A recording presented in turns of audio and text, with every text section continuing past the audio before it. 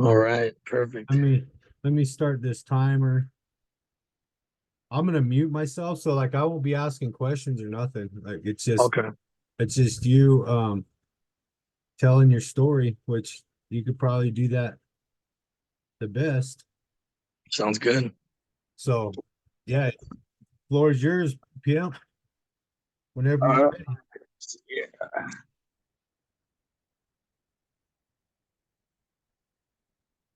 All right, cool. Okay. Yeah, and go ahead. All right. So, my name's Alan. I'm an alcoholic, and I got a sobriety date of August 9, 2022, and for that, God gets all the credit. My story was pretty, it was just like everybody else's, right? Like the misery, the chaos, and the drama and all that, right? Grew up in a middle class. I had my mom in the picture, my dad in the picture, my brother in the picture, and everything was okay, fine and dandy. I'm Hispanic, so there's always parties at home and things like that. And I don't know, man. For me, growing up, I was around alcohol a lot. It was like normal. It was always at parties. We threw rager parties and things like that, and it was normal. For me, it was normal. Everything started off pretty okay, right? But then when the party ended, man, there was always like fighting. Fighting. My mom was fighting, my dad was screaming, and just just bad juju. And I just remember, hearing my mom scream, my dad fighting. I had to cover my brother's ears and things like that, and it just got really ugly. To me, that was just a normal life. And I grew up pretty fast, really quick, and took care of my brother, learned how to cook for him and things like that, and didn't really have a childhood, to be honest with you. And I grew up pretty angry, really angry, and I know my dad was never around, my mom wasn't around, but I knew why they weren't around, right? They were there to just they'll just support us. My dad had two jobs, my mom had two jobs as well, and you know, I would just go to school, come back and do my homework. And I was really disciplined, really disciplined for my dad. My dad would be like, "Hey man, you're not doing your homework correctly." And then, if I didn't do it right, he'd be like, "Dude, what's wrong with you?" Like, so I always had to do the best that I can, the best that I actually, for the way that he wanted me to do things, that's how I had to do things. So I had high standards, and yeah, man, it was too much for me as a kid. And I just remember just violence and arguments, and if I didn't do what my dad wanted me to do, I'd get hit or whatever. And my dad was a drunk, also a drug addict as well. And I just remember vivid images of my dad coming home, just powder all over his face. And I'm like, dude, my dad's not even he's not even a carpenter, or whatever the case was, like. And like, dad's just a bus boy, and he works at the bar. Like, this, what is that, so I remember those pictures, like, just vivid pictures, and my dad would be banging on the windows. My mom would just cover my ears. I covered my brother's ears. Super trauma, man. And like around that time, my mom, she would have a babysitter. She had a babysitter, and it was a woman, and about like 20 years old. And I just remember she would have me do things to this woman, and so I got molested as a kid by a woman, right? I mean, it doesn't matter whether it was woman or man or whatever. Still, it's still a bad thing, traumatic stuff that happened to me. And I remember growing up. I remember telling all my friends, like, "Yeah, man, this girl did this things to me and stuff like that." And they're like, "Dude, what are you bitching about, man? Like, it's a girl, You'd be happy it's not a guy, And I'm like, "Oh yeah, you're right, I guess, And but I didn't see a problem in it, And I didn't really think it was bad, because my friends would tell me it wasn't a bad thing. But as long as it wasn't a man, and I pride myself in that stuff, so my ego was like high, and like, I don't know, it was really bad, but it really traumatized me, and things like that. Like, I would see my uncle come home, bring different women to the house. So I thought that it was okay to have different women, in your life. And so all these things that I started seeing, like, that it was normal, right? But it really wasn't normal, And my uncle would even tell me, like, "Hey, don't. This is Claudia, and whatever. Don't get her name wrong." And I would get her name wrong because he just brought these women home. And my uncle would get mad at me for that, and I'm like, oh, dude, like, so like I didn't know the right from wrong, I didn't know any of that stuff, like I said, my mom, she taught me right from wrong, but like seeing these things like made me not believe things, and everything. My whole mindset was just messed up. I grew up in a Catholic home, catechism, first communion, all that stuff, and believing in God. I did the whole, communion and all that, and I had God in my life, right? But it just I didn't believe it. I was told to go these places. I had to go every Saturday and Sunday, and it's just I don't know, man. Like I felt like I was dragged to these places, out of my, without my own will, and like so I did these things just to please others, and that was my problem, that was my dilemma, I would only do things to please my parents, and getting older, right? I got into like middle school. I was a straight A student. I remember the only book I ever read was actually Harry Potter, and I remember reading that first, the very first one. I forgot the Chambers of Secrets or whatever it was, the very first book, and like that was the only book I ever read, and I remember I got a T-shirt for it, and I was like all happy because I got a T-shirt. My teachers were like, "Yeah, good job," I'm like, "Yeah," like I never really picked up any other book after that, man, and only because I had to, right? And like I said, I was a straight A student, all that stuff, and I don't know, man. Like I started seeing like the cool kids, and I'm like, man, these guys are cool. I would hang out with the nerds, and I always wore like suits and ties as a little kid, and because that's my parents told me that's the proper way to be in school, and but I just wanted to be like someone else. I was never comfortable in my own skin. And I think that was I knew that at a young age. It was like that I was never comfortable in my own skin. I always wanted to change something about me. And the crazy thing about that was that I wanted to be like the cool kids at school. I just wanted to be a preppy kid. I wanted to be a football player. I wanted to be a basketball player, but I was never comfortable in my own skin. And get into sports, and I find out I'm pretty good at sports and stuff, and then eventually, I'm playing basketball, at the park with my friends, and my closest friends are smoking weed, and I'm just like, oh, dude, I'm never gonna be like that guy. Like, poor mom, and the wonder what they're thinking, and this and that, this and that, and they offered me, a hit, and I'm like, I'm cool, I don't want that, and like I knew how to say no before, and I remember, like, fast forwarding into my life, I got into high school, and I think that's where I started changing a little bit more and more, started conforming with the world and society and everything, and started hanging out with the cool crowd, and I became a prep kid, and I became a football player. I started doing basketball, and I always wanted to be everything that everybody was. I didn't know who I was, and I that's one thing I just didn't know who to be, and I remember skateboarding as a young kid. I was like a little punk rocker, long hair, and I like that whole scene and everything, like, just misfits and all that crap, and it's not crap. I loved it, but I just wanted to be a part of, and I remember feeling that like I just want to be a part of, and getting a little bit older, man.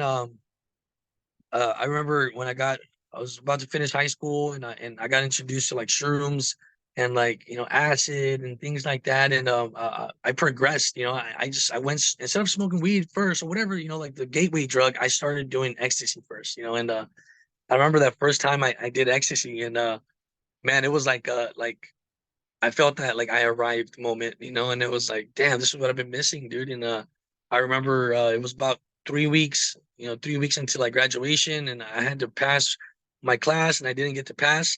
So my teacher pulls me off to the side. I'm like, I'm shrooming off my ass, and I'm in class, and the teacher's like, dude, you have potential. Like you're not gonna walk, and like I'm the firstborn, and that kind of killed me a little bit. I'm like, dude, my mom's gonna kill me. Like I gotta lie to her, and man, what's gonna happen? And I just remember like ditching school, I started conforming with other people, and I remember I get home, and I'm like, hey mom, and she's just, like minding her business. I'm like, mom, hello, and she's like, yeah, and I'm like, crap, she knows, she knows something, and I felt like a big failure. And I told her, I was like, mom, I'm not gonna walk, I'm not gonna graduate, and she's just like, yeah, I already know that, like, like what's wrong, and I felt like just a piece of shit, you know what I mean? And it was pretty bad, man. And I just remember like I was a super senior, that's what you call it, here in where the high school that I went to Warren High School in Downey. And super senior is someone that doesn't graduate, right? You have to go to summer school to get your diploma, your GED. And but I mean, I finished in a week. I only had like one credit that I was missing, and so I passed it, whatever. And like I remember getting out of high school and I didn't know what to do anymore, because I remember I lost my scholarship. As a matter of fact, I lost my scholarship to play for USC. I was going to play football, and that was a big crusher for me, because I worked my ass off to become a football player and a basketball player and all this stuff. I would just want to become an all-American football player, and I lost my scholarship, man. And I remember like my life just kind of crumbled at that point. I was like, damn, dude, like everything I worked for, like now what do I do now? And so I remember like a flashback a little bit, like all my friends were playing basketball. They were smoking weed, and I said, "Well, fuck it, I've never tried that before. Let's give it a try. What do I got to lose? And I remember taking a hit of weed, and dude, I felt like that again. That moment again. Like, man, I finally arrived. And now I stopped kicking it with the the nerds. I started hanging out with all the potheads. Um, and then like I remember my parents were like, well, "What are you gonna do after high school, dude? Like, well, you got to do something. You got to go to college." And I'm like, "Fuck, I don't want to go to college. Like, I don't even know what I want to do. Like I'm not gonna become a football player. I don't want to do this. I don't want to go to college. And I ended up going to college, and because they wanted me to, and I just my big problem was people pleasing. I would please others, and so I remember going to college, and I got I was doing my financial aid, right, to help me to go to college. And I remember going to college and going to my classes, and I was like, man, this is boring as hell, and it just wasn't for me. And all the money that I had for financial aid, I remember I used it to go buy weed, and I was selling weed at college. It was just my mind. I just didn't know what to do anymore. And so I just thought about money. Money was a big problem for me, or a big issue for me. It was like, I need money. I need money.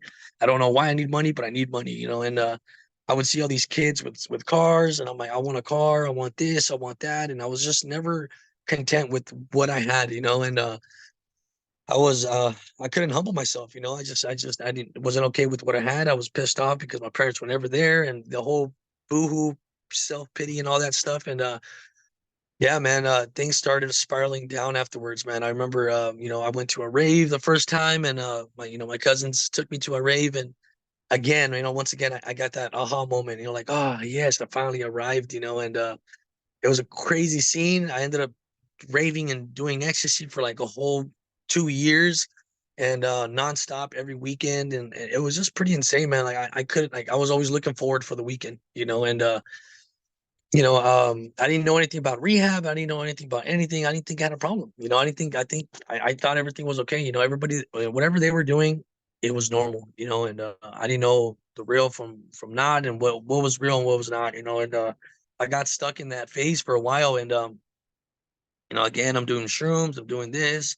I started to drink heavily, because in a Mexican family, there's drinks everywhere, right? So I would always sneak little drinks here and there as a kid. And like I had that ism at a really young age, and like I knew how to manipulate, I knew how to lie, I knew how to cheat, I knew how to thief. I was just a thief at a really young age, and it started progressing pretty bad, man. I started hanging out with the wrong crowd, and then that's where it kind of like things started changing for me. I got involved in gangs, and I don't know, man. I remember like the homeboys would tell me like, yeah, man, like, I want you to steal this car. And they would teach me these new things. And I'm like, cool, man. Like my dad was never there. He never taught me how to do anything. So these guys are there for me. So cool. Like they were like father figures to me, and yeah, man, my disease really progressed pretty bad, man. I got my first DUI when I was 20. I actually moved from Downey and I came to the city of Orange. I got my first car when I was in the city of Orange, and I got my DUI when I was 20 years old, and then my second DUI when I was 21. Same month, same day, different year. And to me, it was just a coincidence. It's just like I was at the wrong place at the wrong time, and like don't you know, like I'm in Orange County, there's nothing but white people here. I'm brown, and I always blamed it on my skin or whatever the case may be, or because the way that I am. And it was just stupid thinking that I was doing. Yeah, so my first meeting, actually, because I was court ordered, I was at the Friendship Club over there in the city of Orange. It's off of Orange Olive and Glacial, or actually Orange Olive and Ball. And I remember I had to go there. It was court ordered because I got a DUI, and when you get two DUIs here in California or in the city of Orange, you have to go to like Mothers Against Drunk Drivers, right, which stands for MAD. And I remember seeing these pictures of like these drunk drivers killing people and things like that. And I just didn't. To me, I was like, well, I never got in a car accident, so I never did that. So I'm not an alcoholic. To me, it was just like an alcoholic. My vision of an alcoholic was a brown paper bag and somebody under the ditch, and just that's an alcoholic, and I'm like, dude, I'm 20 years old. I still got a life to live. Like, I haven't even experienced anything. Like, no, I'm not an alcoholic. Like, I'm cool. I'm good. I'm good. I drive, I drink, I'm good. Everything's all right. And even though I had two DUIs, right? And my perception of life was just so effed up, and I remember I go to that meeting, not because I wanted to, because I had to, and in all reality, all I could have done is just sign the core card, right? But I felt like I needed to do that, so I'll go, whatever. And I walk in and I see all these, older folks and stuff, and they're like, "Hey, welcome to newcomer," this, and that, and I'm like, "You guys are weird. This is a cult. You guys are weirdos, dude." And they're like, "You got a sponsor?" And I'm like, "Dude, I don't even skateboard anymore. What are you guys talking about a sponsor? Like, well, what? Like all these weirdo things that you guys are talking about, And I remember just sitting down there and I'm looking around and I'm like, I always like, know how to talk shit about people in my head, and I'm looking around and like I criticize, and I'm like, damn, these guys are alcoholics. Like these guys are all bad. They're all badly mingled. They're all beaten up. They're talking about how like they need to, or they changed their life because of these steps. And I'm looking at the steps and I see God, and I'm like, oh, dude, like I had this big old like just anger against God, and I'm like, I'm not gonna do that, dude. And the moment the guy would sign my court card, I get my court card, I bounce out, and I'm like, you guys are weirdos, dude. And I leave, And I remember these guys were just like, they were just so nice about it. Even with the stuff that I was saying to them, they're like, hey, I hope you come back, man. Get a sponsor and this and that. I'm like, man, you guys are weird. I bounce out, get on my bike, because I'm like this big badass dude in a bike, no car, and I drive off to like 7-Eleven and I'd go get another drink. I would like all that anxiety was just like, dude, you guys are driving me to drink, And I always had an excuse to drink. It was like, oh, I had a bad day at work, or if you lived the life that I live, you would drink just like I would. But it started progressing, man. My drinking started progressing more and more. I would drink one a night, and then it was like two a night, and then it was like three tall boys a night, Modelos, and like it started progressing. Like I got a car. I had I always had one in my lap. I always had three in the back, and then like a whole 30 pack in my trunk. Like I just my security was gone. Like that's what the alcohol did to me. But I never saw a problem in it. I just saw like, oh, my uncle drinks like that. Everybody drinks like that. Like why can't I? And I remember finally, like, my mom, my parents separated, and that was pretty devastating for my brother, right? But I didn't think it was devastating for me. But I think there was something that happened at that time, like my dad wasn't around and this and that, so like I don't know, something traumatic happened, but I don't remember feeling that.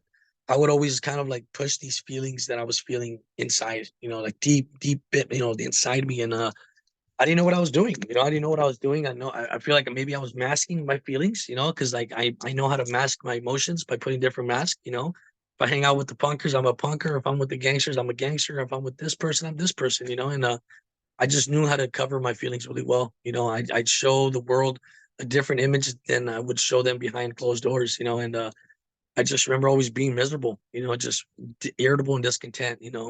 And this is before I even knew what irritable and discontent was, and I remember feeling that just miserable. So to get rid of that, I would use drugs and alcohol. That was my solution.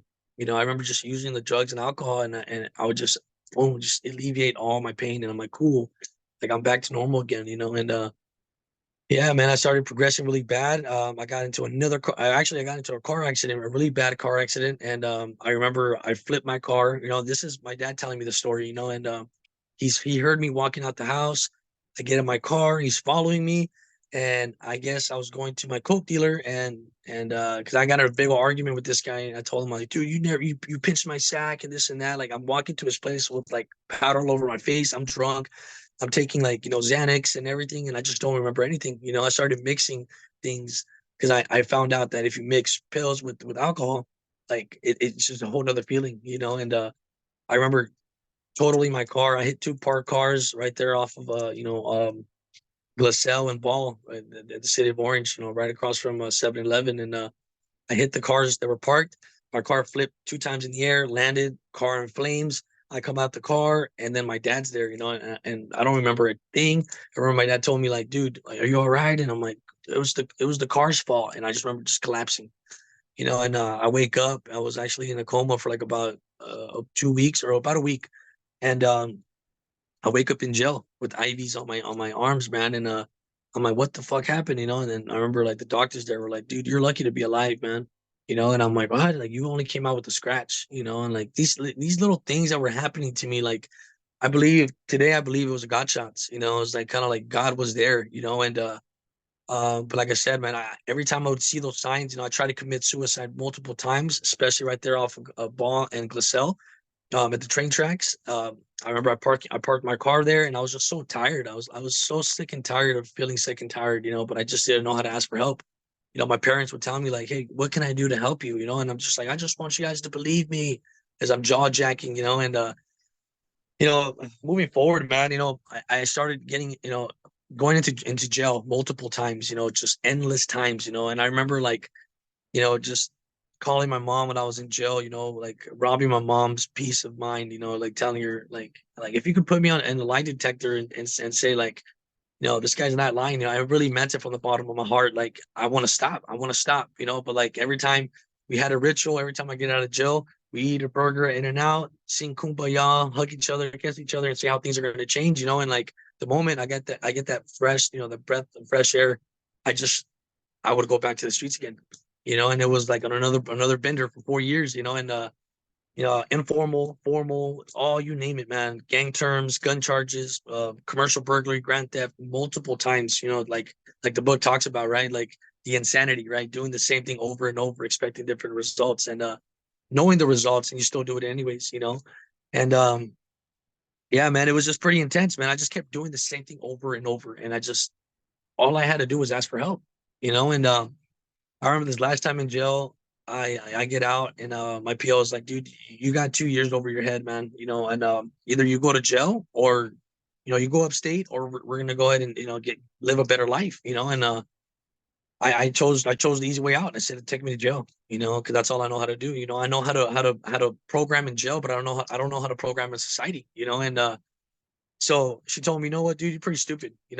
Think about this. I'm gonna give you about 7 days, but the sick mind that I already progressed, was like, cool, 7 days. All right, I'm gonna use 3 days to get high, the fourth day to get sober.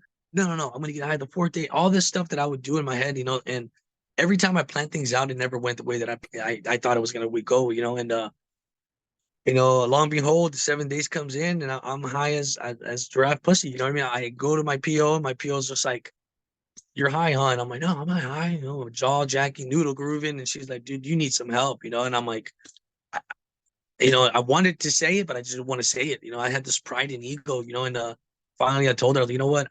I'll do whatever it takes. Like, I just don't know how to stop. I don't know how to stop, and I didn't know how to stay stopped for a long time, and finally she takes me to a rehab. She takes me to a Salvation Army, pretty intense program, especially for somebody like me. Like I go to jail, and I just don't know how to do.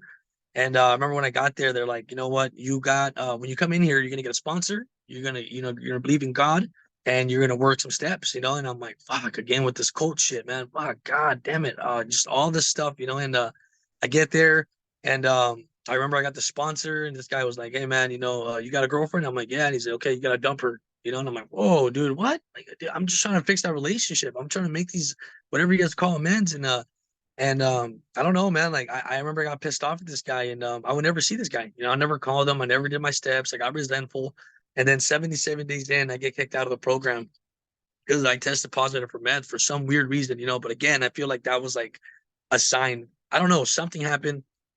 I didn't even use meth, and it was just fucked up because this time I was like honest about this, and maybe it was a wrong test. I don't know. Who knows, man? But for some reason, things happened the way it happened, Like now, knowing the book a little bit more, nothing happens in God's world by mistake, And I feel like I needed to go out there again to learn some more pain, like just like the book talks about. And I wish I could say that when I got kicked out of the program, I signed myself back up into AA and everything, but I didn't, man. I went back to the streets again because that's all I know how to do.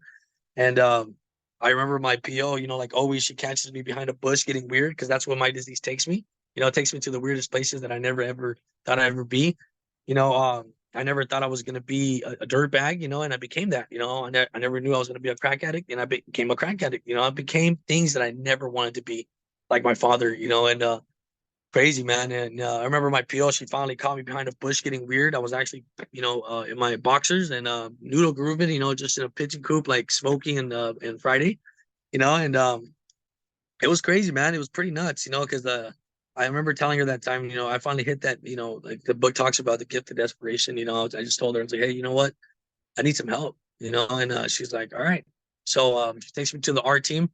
I get diagnosed and I get a call within about an hour, and I went to a rehab over here in Fullerton. It's called Daylight, and yeah, man, this time around, I get in there and I'm like, dude, you know what? I'm just gonna give this shit a try, man. Like I've never done this program. I guess I'll believe in a higher power or whatever you guys want to call God, and I finally get there, and I work some steps, and I got a sponsor that wasn't going to co-sign my BS, and he told me, dude, I'm not your therapist, I'm not your psychologist, I am not your someone that you can spill your girlfriend problems or anything like that. I'm here for a couple reasons. I'm here to help you, to guide you through the steps, put your hands into God, and to help another person, and I didn't understand that stuff, and I remember like just working the steps, I was still miserable, I was pissed off, because the eggs weren't even cooked right, and I remember this guy came in for a panel and he's like, you guys were complaining about shit that you guys never had before, and I was like, that kind of hit me, it resonated with me, and I'm like, dude, who am I to get mad about eggs? Someone didn't make the eggs right. Like I was living in the streets, dude. I didn't even eat anything. The moment I get a little food in me, I get a little sleep. I just want to leave, and it just like, it dawned on me that like, I'm ungrateful, and it's pretty nuts, man. My family didn't want nothing to do with me, and I remember just losing my parents, everybody, I remember seeing my brother's face saying, like, dude, you're not a brother, you're not like I'm the oldest brother and I'm the youngest brother, and you're not a brother figure to me, and that kind of like killed me, and I'm like, fuck, dude, like, who am I, dude? And working the steps, man, showed me a lot, like working the 4 step, the first one, right, admitting that you're powerless, over alcohol and that your life is unmanageable. Like that was pretty intense, to admit that was pretty hard. But I finally would say that, I would go to meetings and say, yes, my name's Alan, I'm an alcoholic, and my life is unmanageable. I don't know I don't know how to stop, and doing the 3rd step prayer with my sponsor, getting on my knees and praying to something I don't believe, see, or touch. That was pretty weird. I didn't want nobody to see me, and I'm like, oh, I got to do this secretly, and it was pretty rad, man. Like that experience, man. I started feeling what you guys were talking about, in the book. The spiritual experience, the God conscience, all these overwhelming feelings. The 4th dimension and stuff, and for me, when I would hit 4th dimension is when I was doing drugs, so like that was the only way that I would hit that stage. But when I started working the steps, man, I started seeing a change, and like they say in AA, right, like you won't see the change, but somebody else will, and that was pretty rad, man. I started doing things that like I normally wouldn't do. Like if somebody didn't do the chore, I'd help them out, and without trying to get that instant gratification. And because that was my thing, man. Like I'd be like, hey, I did your chore. You're not gonna pat me in the back or whatever. And things started changing, man. I started getting my family back in my life. I started making those amends, and making the amends without crying or saying sorry, right? Like that was pretty intense, because that's what I would do on the daily basis is cry to them in hopes that they believe me so I can go do what I want to go do, because I'm a manipulator. And it was pretty rad, man. I remember making my amends to my brother and without saying sorry, looking at him straight in the eye and saying, hey man, what can I do to make things better? Because I know I've been a bad brother. What can I do to make things better?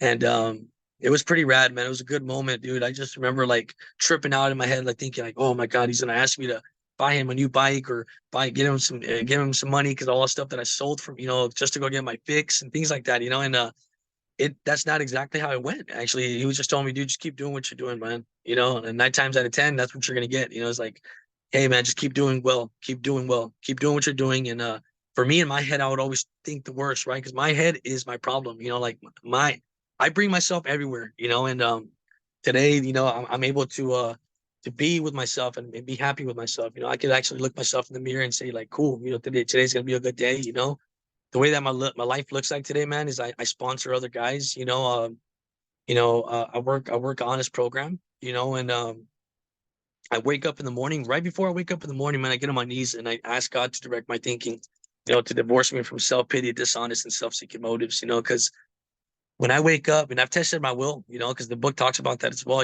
test your will, right? That's the proper use of the will. And I remember like not praying in the morning. I'm like, I have a job now today, I have a car and things like that. Like, so I have no excuse as why I'm not going to a meeting to go get sponsors, and I wake up sometimes, I don't pray. I take a shower and then I'm on my way to work and people are cutting me off and I'm acting like a dickhole, and I'm like, oh crap, dude, it's because I'm not praying. It's like little things like that, man. Like I need to do this in order for me to live a better life, and this book, man, it's a program of action, and that's what I've was taught, and that's what this book really saved my life, man. And I'm really grateful for Alcoholics Anonymous because it really changed my life, my perspective and everything, like, I suffer from a disease, from a threefold disease, right, of the mind, body, and spirit. And in the beginning, when I was reading that, I'm like, dude, these guys are weird. You guys are talking some weirdo stuff, but like, I get it now, the threefold disease, right? The body, right? My mind, my body tells me that I can, and one's not enough, my mind tells me that I can drink like a normal person, and if I don't have spirituality, then I'm fucked, and today, man, I my higher power, is God, is that that's Jesus Christ, right? I mean, it's everybody's is different, right? But for me, it's Jesus Christ, and today, man, I got a job. Today, my family's back, and I still do the things that I was supposed, that I was doing when I was in rehab, because I know that if I don't do these things, I'm gonna end up back in the streets again, and I don't want to do that, and I got about a year and like 4 or 5 months, and it's pretty rad, man. Like I like helping other people today. Working with others is like my main, it's the primary purpose. Working with another alcoholic. Intensive work with another alcoholic is gonna, it's gonna be the main thing for my sobriety. And I like that joy of like seeing this guy like have their family back in their life and they're all hugging and kissing. I'm like, dude, because I remember how that felt. And today I just, I think about what I can do to pack into the stream of life, and I don't know, man. If anybody's new or anything like that, man, get yourself a sponsor, man. Like work them steps, like if you're tired of doing the things that you're doing, because clearly they haven't worked out, get a sponsor, work some steps, I finally decided to turn my life over to the care of my God, and things have been pretty good, when I feel discontent, irritable, dude, I go to a meeting, I raise my hand in hopes that somebody wants me to be sponsor them, and if they don't, then it's all right. Today I go to panels, I go to speaker meetings and things like that, and it's pretty rad, man. I got a pretty rad life today, and it's all because of Alcoholics Anonymous, and I don't know, man. It's pretty good. I love the life that I live today.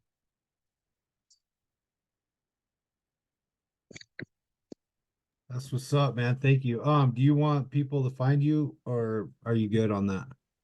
Yeah, I don't really have anything. Let me see here. Okay. I forgot my Instagram. Let's That's see. fine. Okay, yeah. Yeah, you don't have to. That's not necessary, but